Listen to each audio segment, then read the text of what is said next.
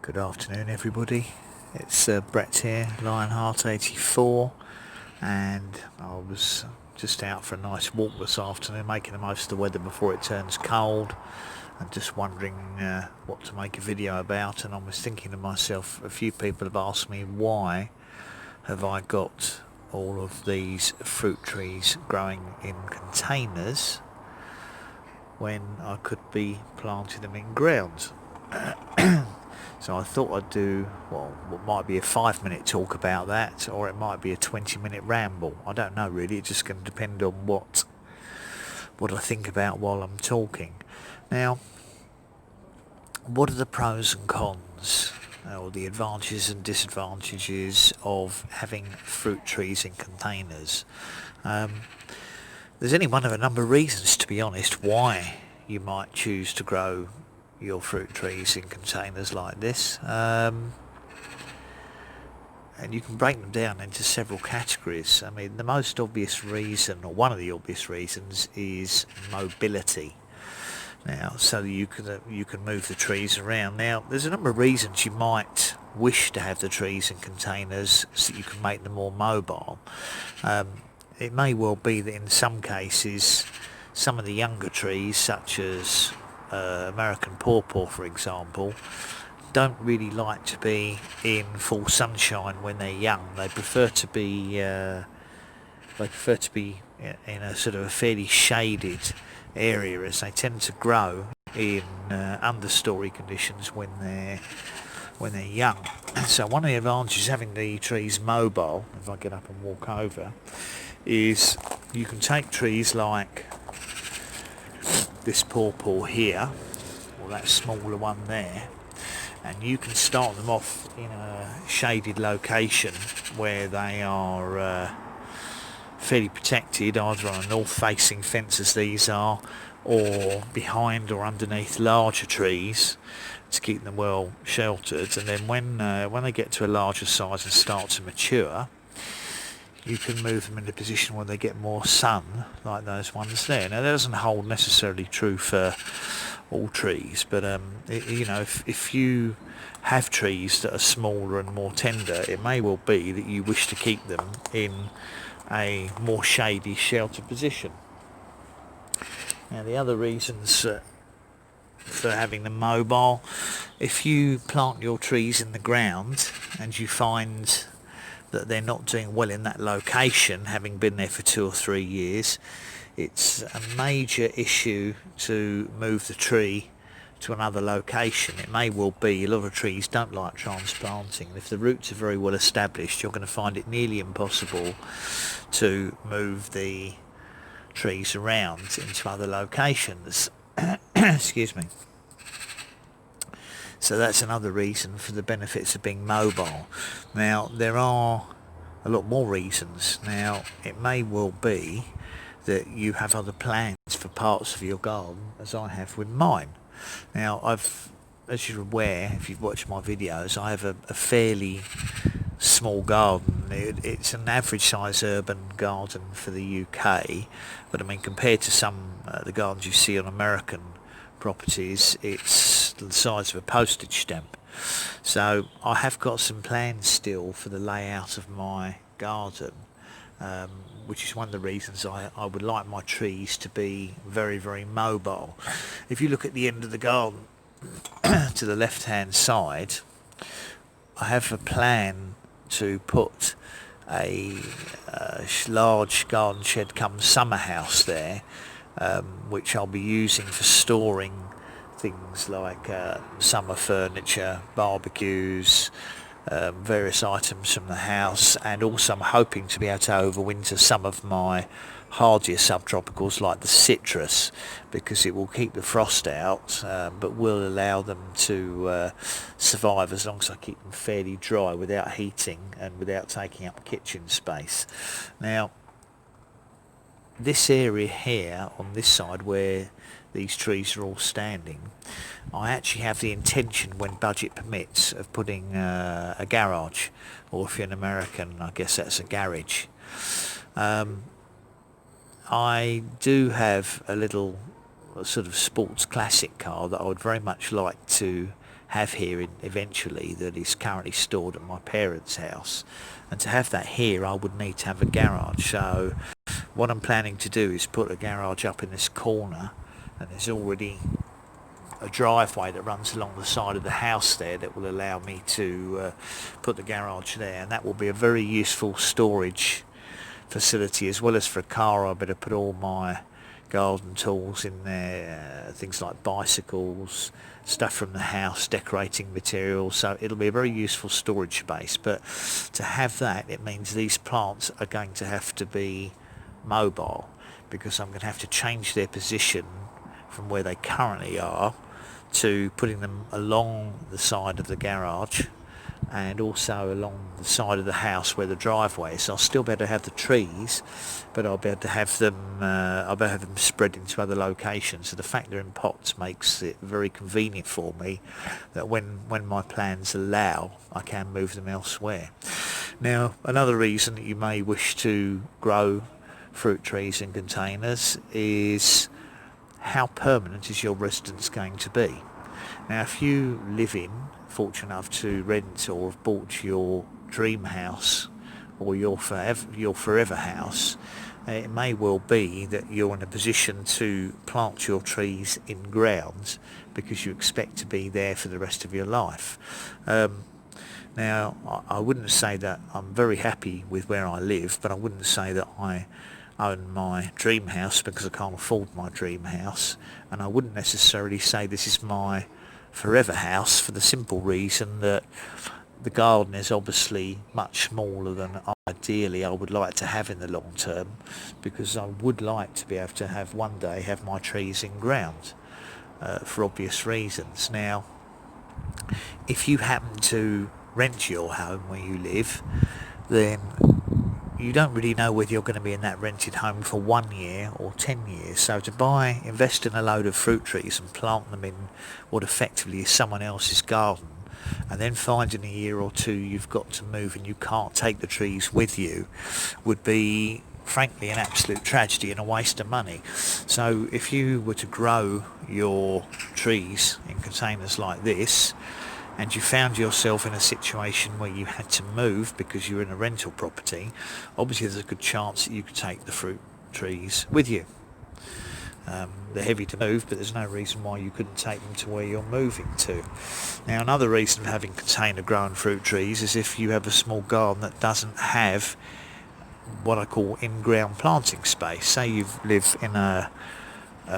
bought a house where the rear garden is actually a paved courtyard with concrete or tile flooring, and then obviously there is nowhere to plant the trees in the ground because you have no soil space unless you're going to lift the whole patio and start again, and therefore having the trees in containers will give you a very good opportunity to still have the fruit trees you wish to have. Now, in my case, I've got no plans to move, and I may be here for the rest of my life, but as I wish to use some of the space for other constructions, for me it suits me to have the plants in pots. I'll better move them around but still have the collection I want. Now, yet another reason for having them in containers is I've got well over 30 container grown fruit trees here now. Now, if you were to consider putting these in the ground permanently, you have to plan long term for the spacing they need to be able to grow to a reasonable size to get fruit and still maintain them again, but get in between them. So basically you'd be looking at, if you took an average persimmon or a mulberry tree or something like that, realistically they're going to have to be, well, the minimum you could plant them apart would be 2 metres if you really prune them heavily every year, and ideally they really need to be spaced 3 or 4 metres. So if you look at this area here and worked on the assumption that I wasn't going to use it for a garage and I was just going to plant the trees here, realistically I could only actually have maybe 4 or 5 trees in ground, because you need to leave them a little bit of space to grow to get decent crops. I certainly wouldn't be able to have 30 odd trees or plants here, which I have got. So another advantage of keeping them in containers is you can keep them down to a much more sensible size. If you put these trees in ground, they're very quickly going to grow. Even with pruning, you're going to find them growing to about 3 or 4 meters tall and about 3 meters wide, because with unrestricted roots they're just going to grow and grow and grow, and you will be permanently pruning them to try and keep them under control. Now, by restricting their roots in containers, you will find that the growth rate is much lower. It's much slower, so that obviously is going to be far easier for me to do what I plan to do, which is to keep these trees to a maximum height of probably about 3 meters tall by about between 1.5 meters wide. I don't need a wide tree. Now, obviously, if they're in ground and they were allowed to grow to their potential, you could be looking at hundreds of fruit on some of these varieties. But with sort of 25-30 trees here, really in containers, I can only expect them in 2 or 3 years' time to be producing probably 20 fruits per tree. You'd get decent sized fruits. But if you've got 30 plants, that obviously translates into 600 odd fruits. Well, with a mix of persimmons, mulberries, figs, pomegranates, pawpaw and other such trees, and Asian pears, if I was to get 400 or 500 fruits in a year, I wouldn't know what to do with them, because they're all going to come in a short season, which will be sort of probably October through to November. So that's an awful lot of fruits to be dealing with. So actually, even 20 on one of these trees in 3 or 4 years' time will be perfectly adequate. I don't need hundreds of fruit on each tree. So that's another reason for keeping containers, is to keep the size down to a sensible level and hopefully encourage them to fruit, because one of the effects that restricting fruits has on fruit trees is to encourage them to flower and fruit earlier. So that will be very beneficial for some of these, and as you can see, it's working, because you can probably see I've already got flowers on some of the persimmons, and these aren't particularly large plants. Now that's one of the, I suppose that's both an advantage and a disadvantage of having trees in containers, the size restriction, because obviously from my point of view it's an advantage having them restricted in size, but the disadvantage of having them in containers is it keeps the trees small, so that's not going to suit some people. Some fruits like figs fruit better in containers anyway, because they really need their roots restricted, otherwise they make a lot of vegetative growth and not many fruit, so it does benefit them to have their fruits restricted. Now, one of the downsides of having fruit trees in containers is watering. It can be a lot harder to maintain the water levels in the pots at the correct level, because it's not always obvious when they're getting dry.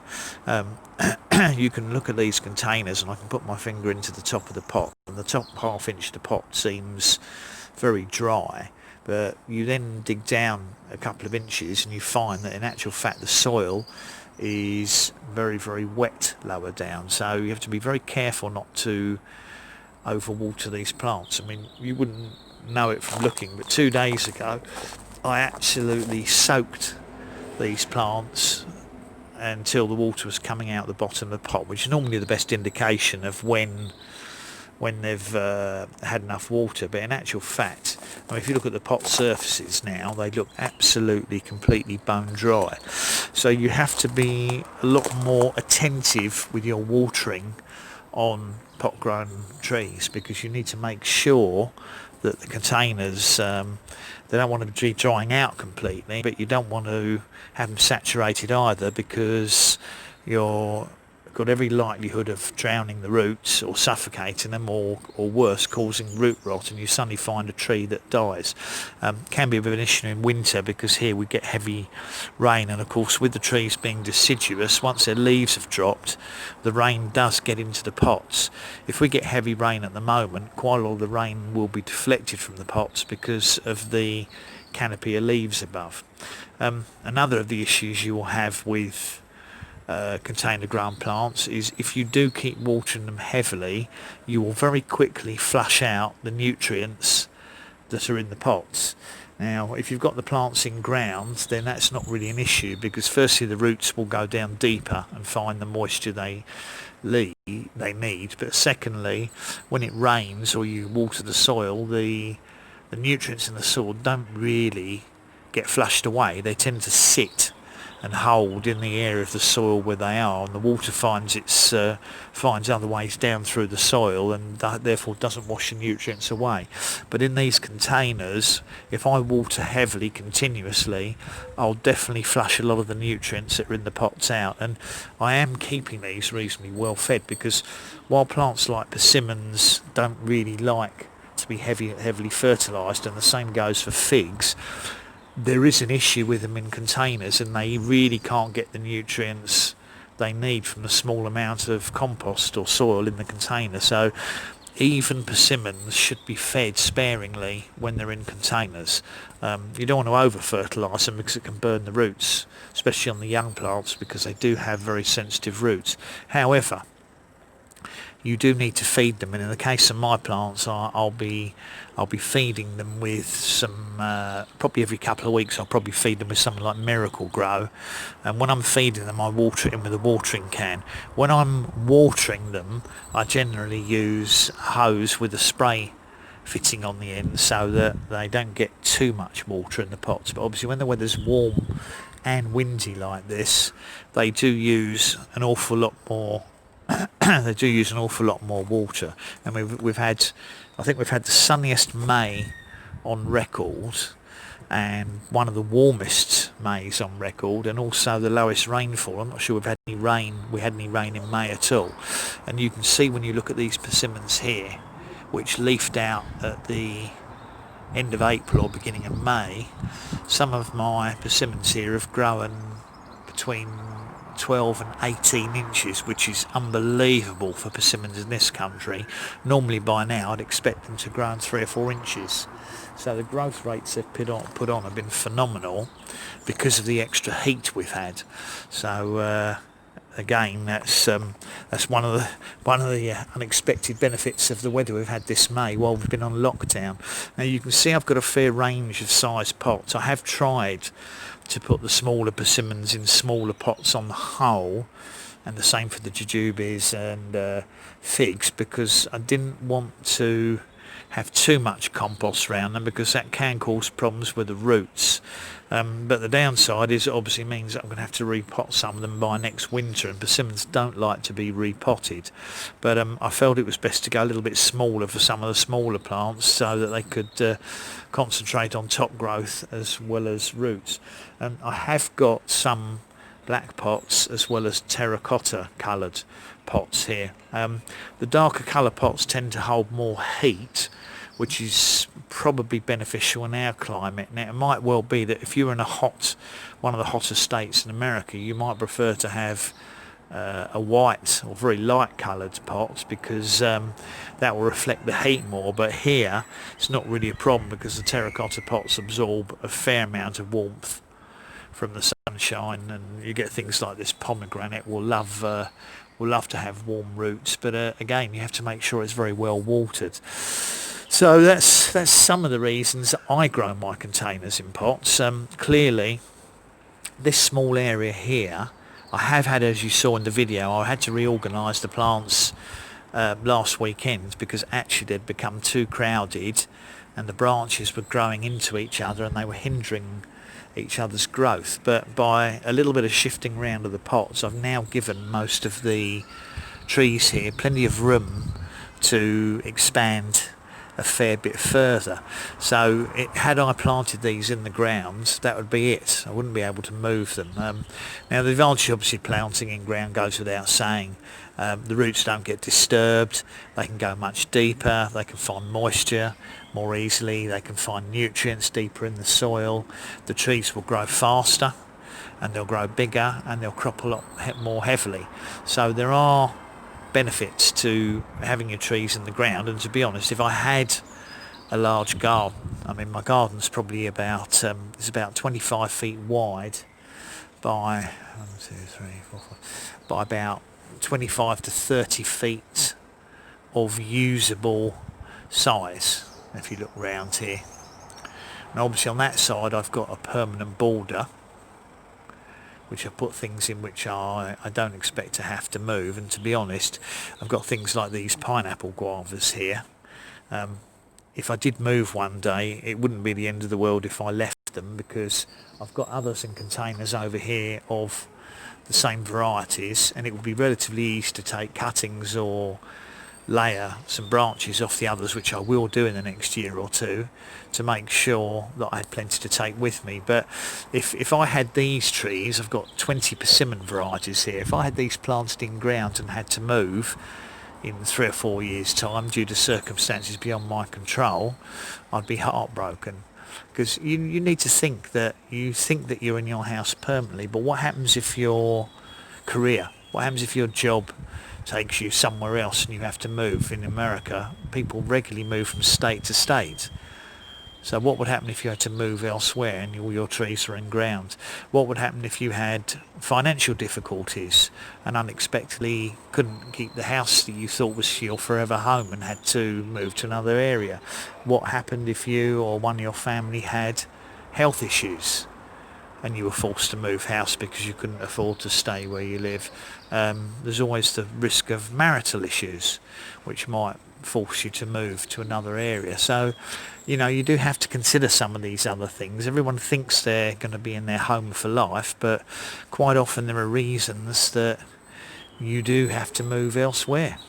So simply, it's it is the one advantage one of the advantages having them containers is the mobility, really.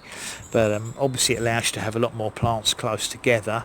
It allows you to maintain the watering, and if you've got certain plants that are showing certain deficiencies, yellowing leaves or other issues, you can easily tackle that one plant either by amending the compost in the pot with the appropriate foods or additives such as Epsom salts, or you can take the plant out of the pot and repot it with fresh soil, trim the roots if necessary, and that will give you the advantage of treating that one plant quite easily. If that plant's in ground and it's got issues, it may well prove to be very hard to deal with them. You just have to hope, really, that that's not going to be a problem.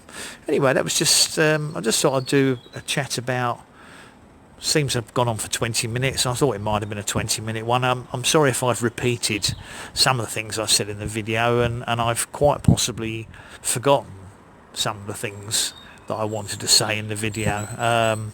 It's really, for me, it's about the convenience of being able to move the plants around because I have other plans here. But if, of course, I found myself moving one day to another property with a bigger garden, it would be nice to be able to take most of my trees with me, which, if they were still in pots and still alive, I would be able to do.